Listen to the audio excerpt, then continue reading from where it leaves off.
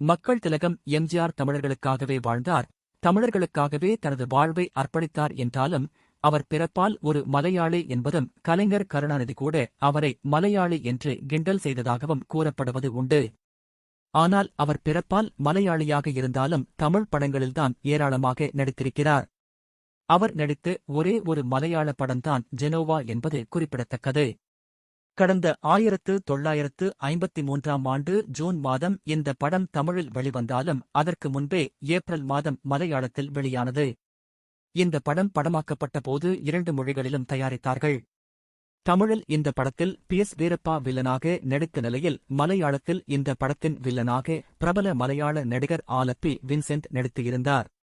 இந்த படத்தை நாகூர் என்பவர் இயக்கியிருந்தார். இந்த படத்தில் எம்ஜிஆர் ஜோடியாக PS சரோஜா நடித்து இருந்தார் என்பதும் வீரப்பா வில்லனாக நடித்திருந்தார் என்பது குறிப்பிடத்தக்கது.